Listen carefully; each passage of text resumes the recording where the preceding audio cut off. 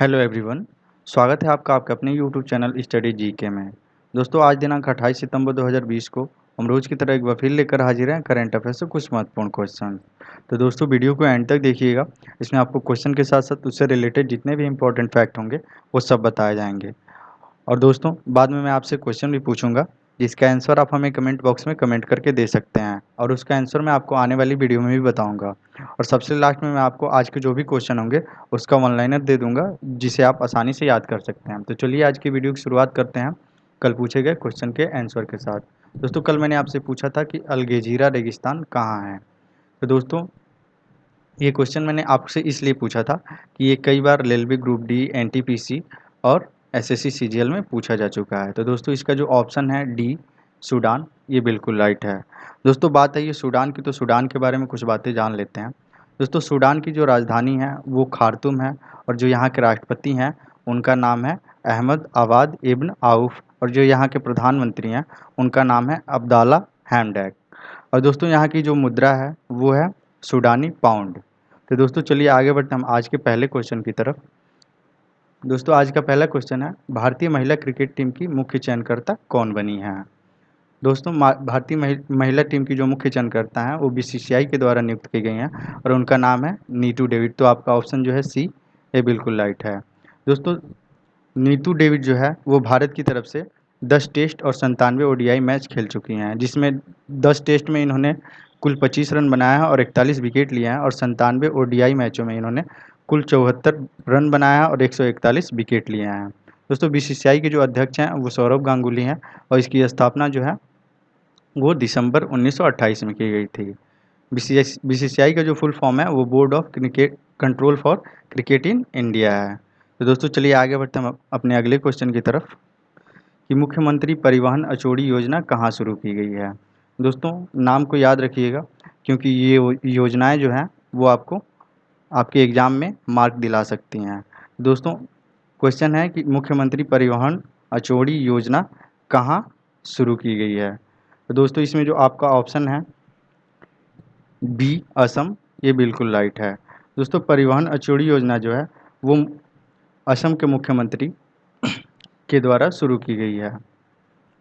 दोस्तों इस योजना के अंतर्गत जो है उस राज्य के यानी असम के सभी गांवों को जो है वो लाइट मोटर व्हीकल सर्विस की सुविधा दी जाएगी। इसके अंतर्गत जो है वो सारे गांवों को एक दूसरे के साथ रिलेट किया जाएगा और उससे रोजगार की जो भी संभावना है वो बढ़ जाएगी।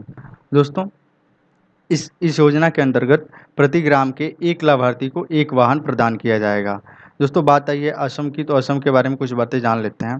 दोस्तों असम की जो राजधानी है वो दिसपुर है और जो यहाँ के राज्यपाल हैं उनका नाम है सर्बानंद सोनोवाल। सॉरी, यहाँ के मुख्यमंत्री जो हैं उनका नाम है सर्बानंद सोनोवाल और जो यहाँ के राज्यपाल हैं उनका नाम है जगदीश मुखी।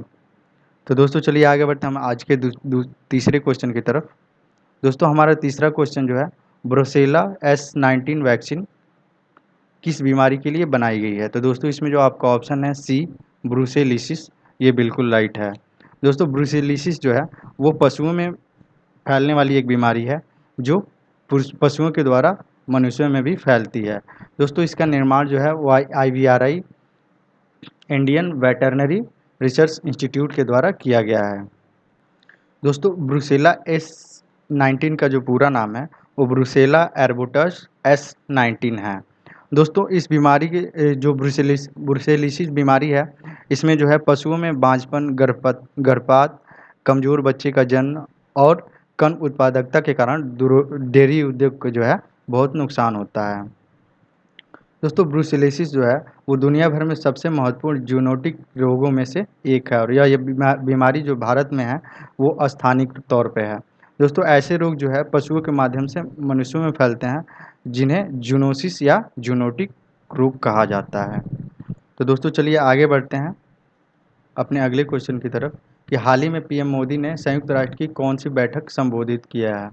तो दोस्तों इसमें जो आपका ऑप्शन है ए, 75वीं, ये बिल्कुल राइट है। दोस्तों पीएम मोदी ने हाल ही में 26 सितंबर 2020 को वर्चुअली संयुक्त राष्ट्र की आम सभा को संबोधित किया है। दोस्तों संयुक्त राष्ट्र की बात है तो संयुक्त राष्ट्र के बारे में कुछ बातें जान लेते हैं। दोस्तों संयुक्त राष्ट्र की जो स्थापना है वो 24 अक्टूबर 1945 को की गई थी और जो इसका मुख्यालय है वो मैनहट्टन टापू न्यूयॉर्क में है। दोस्तों न्यूयॉर्क जो है वो अमेरिका में है और अमेरिका में हाल ही में मतलब 3 नवंबर 2020 को जल्द ही चुनाव होने वाला है राष्ट्रपति का। दोस्तों संयुक्त राष्ट्र के जो अध्यक्ष हैं उनका नाम एंटोनियो गुतारेस है और यह इसकी जो आधिकारिक भाषा है यानी ऑफिशियल जो लैंग्वेज है वो अरबी, चीनी, अंग्रेजी, फ्रांसीसी, रूसी और स्पेनिश है। तो दोस्तों चलिए आगे बढ़ते हैं अपने अगले क्वेश्चन की तरफ। हमारा जो अगला क्वेश्चन है, किस राज्य ने मान्यता प्राप्त पत्रकारों के लिए स्वास्थ्य बीमा कवर की घोषणा की है? दोस्तों याद रखिएगा ये सारी योजनाएं जो हम आपको बता रहे हैं वो आपको आने वाली परीक्षाओं में बहुत ही इम्पोर्टेंट होंगी और आपको ज़्यादा से ज़्यादा नंबर दिलाने में मदद करेंगी। इसमें आपका जो ज़्यादा टाइम नहीं लगता है और करंट अफेयर इसीलिए इम्पोर्टेंट हो जाता है किसी भी एग्ज़ाम को क्वालिफाई करने के लिए। तो दोस्तों इसमें जो आपका ऑप्शन है सी उत्तर प्रदेश, ये बिल्कुल राइट है।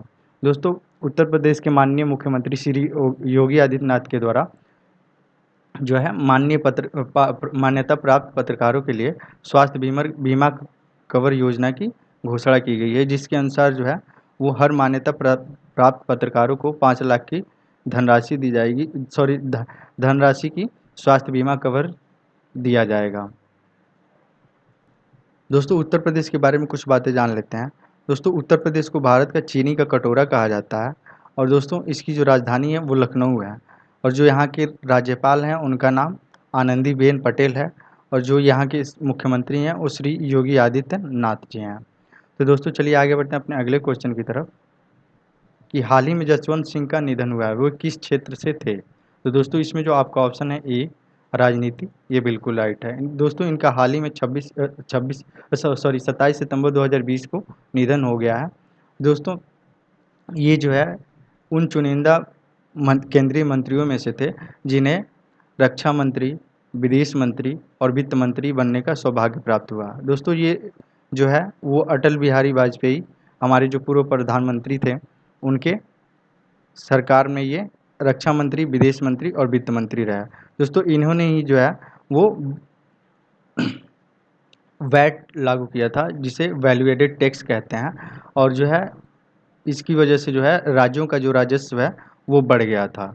दोस्तों इनके द्वारा ही जो है कस्टम ड्यूटी टैक्स जो होता है उसे हटा दिया गया था। तो दोस्तों चलिए आगे बढ़ते हैं अपने अगले क्वेश्चन की तरफ कि इनमें से कौन सा देश क्वाड का सदस्य नहीं है?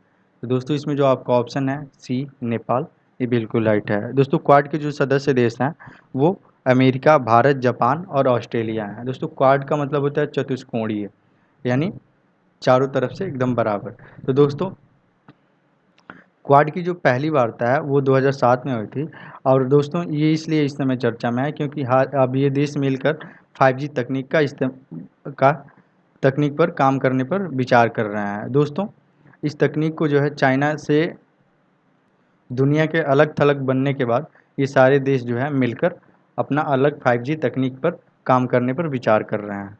तो दोस्तों चलिए आगे बढ़ते हैं अपने अगले क्वेश्चन की तरफ और अगले क्वेश्चन पे बढ़ने से पहले मैं आपसे बता दूं कि ये जो क्वाड का मुख्य उद्देश्य है वो साइबर सुरक्षा के क्षेत्र में भी कार्य करना है और ये देश जो है वो आतंकवाद विरोधी ऑपरेशन और आपदा राहत, मानवीय सहायता और समुद्री सहयोग के लिए एक दूसरे का सहयोग करते हैं। दोस्तों क्वाड की जो पहली मंत्री स्तर की वार्ता हुई थी वो 2019 में की गई थी। तो दोस्तों चलिए आगे बढ़ते हैं अपने अगले क्वेश्चन की तरफ कि हमारा अगला क्वेश्चन है ई पीक पहाड़ी ऐप किस राज्य के द्वारा लॉन्च किया गया है? तो दोस्तों इसमें जो आपका ऑप्शन है डी, ये बिल्कुल राइट है, महाराष्ट्र। दोस्तों महाराष्ट्र के मुख्यमंत्री श्री उद्धव ठाकरे के द्वारा ई पीक पहाड़ी ऐप लॉन्च किया गया है। दोस्तों इस ऐप को जो है वो टाटा ट्रस्ट के द्वारा बनाया गया और ये एक ऐप जो है वो किसानों को उनकी समस्या के समाधान के लिए और उनके उत्पादों को सही दाम और बेहतर बाजार मुहैया कराने के लिए डेवलप किया गया है। दोस्तों इस ऐप को जो है टाटा ट्रस्ट के द्वारा बनाया गया है। दोस्तों बात है महाराष्ट्र की, तो महाराष्ट्र के बारे में कुछ बातें जान लेते हैं। दोस्तों महाराष्ट्र के जो मुख्यमंत्री हैं उनका नाम है श्री उद्धव ठाकरे और जो यहाँ की राजधानी है वो है मुंबई, जिसे भारत की आर्थिक राजधानी भी कहा जाता है। दोस्तों यहाँ के जो राज्यपाल हैं उनका नाम है भगत सिंह कोश्यारी, जो गोवा के भी राज्यपाल हैं। तो दोस्तों चलिए आगे बढ़ते हैं अपने अगले क्वेश्चन की तरफ कि भारतीय नौसेना ने जीमेक्स अभ्यास किस देश के साथ शुरू किया है। तो दोस्तों इसमें जो आपका ऑप्शन है सी, जापान, ये बिल्कुल राइट है। दोस्तों जीमेक्स का फुल फॉर्म हुआ जापान इंडिया मैरीटाइम एक्सरसाइज। दोस्तों जीमेक्स अभ्यास की जो शुरुआत है वो अरब सागर में की गई है। दोस्तों जीमेक्स अभ्यास की जो पहली शुरुआत हुई थी वो समुद्री सुरक्षा सहयोग के लिए जनवरी 2012 में की गई थी। जो दोस्तों जो इसका लास्ट अभ्यास है वो 2018 में किया गया था। और जापान की तरफ से इसमें जो है नौसेना के जो जहाज़ कागा, एक जो एक इजुमो क्लास का हेलीकॉप्टर डिस्ट्रॉयर है, और इकाचू इकाजुची जो एक गाइडेड मिसाइल डिस्ट्रॉयर है, इत्यादि मिसाइलों के साथ ये नौसेना जीमेक्स अभ्यास शुरुआत किया है। दोस्तों ये जीमेक्स अभ्यास का चौथा संस्करण है। बात आई है जापान के बारे में कुछ बातें जान लेते हैं। दोस्तों जापान के जो राजधानी है वो टोक्यो है, और जो यहाँ के अभी प्रधानमंत्री बने हैं, जो अभी अभी पूर्व प्रधानमंत्री शिंजो अबे की इस्तीफे के बाद बने हैं, उनका नाम है योशिहिदे सुगा। ये बहुत ट्रेंड में है, इनका नाम याद रखिएगा। तो दोस्तों चलिए आगे बढ़ते हैं अपने अगले क्वेश्चन की तरफ। हाल ही में रियो कार्निवाल 2021 को स्थगित कर दिया गया है। दोस्तों ये फरवरी में होने वाला कार्निवाल है और इसे हाल ही में स्थगित किया गया है। तो इसका आयोजन कहाँ किया जाता है। तो दोस्तों इसमें जो आपका ऑप्शन है ए, ब्राज़ील, ये बिल्कुल राइट है। दोस्तों ये जो रियो कार्निवाल है वो ब्राज़ील के रियो डे जेनेरियो में आयोजित किया जाता है। दोस्तों इस कार्निवाल में लगभग हर दिन लगभग 20 लाख लोग शामिल होते हैं। दोस्तों यह दुनिया का सबसे बड़ा कार्निवाल है। इसका उपनाम भी सबसे बड़ा कार्निवाल दुनिया का कहा जाता है। दोस्तों इसका जो पहला आयोजन है वो 1723 ईस्वी में किया गया था। दोस्तों इसका जो मनाने का तरीका है उसमें परेड लोग करते हैं, पार्टियां करते हैं, और खुली हवा में जो अलग अलग करतब दिखाते हैं वो इसको मनाने का तरीका है। दोस्तों ये जो है रियो कार्निवाल जो है वो कोरोना की वजह से 2021 का जो रियो कार्निवाल है वो स्थगित कर दिया गया है। दोस्तों ब्राज़ील जो है वो साउथ अमेरिका का एक देश है, और जो यहाँ के राष्ट्रपति हैं उनका नाम है जेयर बोल्सोनारो। दोस्तों जो यहाँ की मुद्रा है वो ब्राज़ीलियन रियल है, और जो यहाँ की कैपिटल है और राजधानी है वो है ब्रासिलिया। तो दोस्तों चलिए आगे बढ़ते हैं अपने अगले क्वेश्चन की तरफ। हमारा अगला क्वेश्चन है कि हाल ही में किस देश के प्रधानमंत्री ने इस्तीफा दिया है। तो दोस्तों इसमें जो आपका ऑप्शन है बी, टोगो, ये बिल्कुल राइट है। दोस्तों टोगो जो है वो पश्चिमी अफ्रीका का एक देश है, और दोस्तों इसके जो प्रधानमंत्री हैं जिनका नाम है कोमी सेलम क्लासो, इन्होंने इस्तीफा दे दिया है क्योंकि वो कोरोना काल में अपनी जिम्मेवारी लेते हुए इन्होंने वहाँ की वायरस को फैलते हुए संक्रमण को देखते हुए उन्होंने ये अपने ऊपर जिम्मेवारी लेकर ये इस्तीफा दे दिया है। दोस्तों टोगो के बारे में कुछ बातें जान लेते हैं। दोस्तों टोगो की जो राजधानी है वो लोम है, और जो यहाँ की जो मुद्रा है वो वेस्ट अफ्रीकन CFA फ्रैंक है। दोस्तों यहाँ के जो राष्ट्रपति हैं उनका नाम है फोरे ग्नासिंग्बे। दोस्तों इसको याद रखिएगा कि इनका जो राष्ट्रपति है उनका नाम है फोरे ग्नासिंग्बे, और जो राजधानी है वो लोम है। दोस्तों मुद्रा जो है वो वेस्ट अफ्रीकन CFA फ्रैंक है, या आप उसको शॉर्ट में फ्रैंक बोल सकते हैं। दोस्तों यहाँ की जो ऑफिशियल लैंग्वेज है वो है फ्रेंच और योरूबा। नाम याद रखिएगा, फ्रेंच और योरूबा जो है वो टोगो की ऑफिशियल लैंग्वेज है। तो दोस्तों चलिए आगे बढ़ते हैं अपने अगले क्वेश्चन की तरफ कि हाल ही में IIMC किस विषय पर वेबिनार आयोजित करने वाला है। तो दोस्तों इसमें जो आपका ऑप्शन है ए, राष्ट्रीय शिक्षा नीति और भारतीय भाषाएं, ये बिल्कुल राइट है। दोस्तों IIMC के द्वारा जो है वो राष्ट्रीय शिक्षा नीति और भारतीय भाषाओं पर जो है वेबिनार आयोजित किया जाएगा। दोस्तों वेबिनार जो है वो वर्चुअली एक बैठक होती है जिसमें कई लोग पार्टिसिपेट करते हैं वीडियो कॉन्फ्रेंसिंग के थ्रू। तो दोस्तों बात आई है शिक्षा नीति की, तो शिक्षा के नीति के बारे में कुछ बातें जान लेते हैं। दोस्तों शिक्षा नीति जो है वो 29 जुलाई 2020 को लागू की गई थी, और इसका ऐलान जो है वो हमारे शिक्षा मंत्री जो पहले एचआरडी मिनिस्टर के नाम से जाने जाते थे, रमेश पोखरियाल निशंक के द्वारा की गई थी। दोस्तों, भारतीय भाषाओं के बारे में भी कुछ बातें जान लेते हैं। दोस्तों, भारतीय भाषाएं जो हैं वो हर राज्य में अलग अलग तरह की हैं, इसलिए ये आईआईएमसी के द्वारा इन पर विचार किया जाएगा और इसका वेबिनार आयोजित किया जाएगा। तो दोस्तों, चलिए बढ़ते हैं आज के आपके लिए जो आज का आपका क्वेश्चन है कि राष्ट्रीय परिवार दिवस कब मनाया जाता है। तो दोस्तों, इसमें जो आपके ऑप्शन दिए गए हैं इसी में से आपका एक आंसर होगा। आप इसे हमें कमेंट बॉक्स में कमेंट करके बताइए और इसके आंसर मैं आपको आने वाली वीडियो में भी दूंगा। आपके वन लाइनर जो हैं यहाँ पढ़े हैं, नीतू डेविड को महिला क्रिकेट टीम का मुख्य चयनकर्ता नियुक्त किया गया है। मुख्यमंत्री ग्राम परिवहन अचोड़ी योजना असम सरकार के द्वारा शुरू की गई है। ब्रुसेला S19 वैक्सीन ब्रुसेलोसिस बीमारी के लिए बनाई गई है।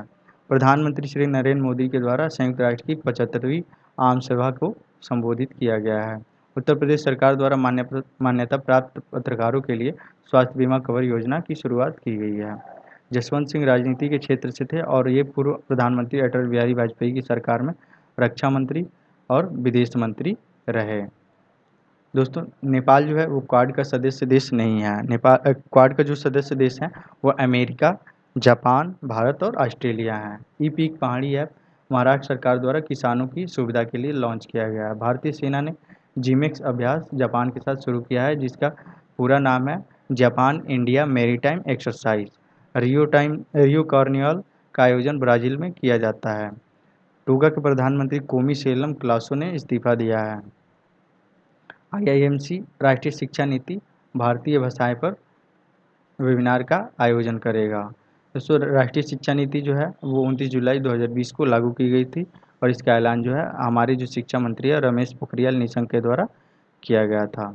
दोस्तों, चलिए आज के विचार के बारे में बता देते हैं कि लक्ष्य के बिना जीवन बिना पता लिखे लिफाफे की तरह होता है जो किसी मुकाम तक नहीं पहुंचता।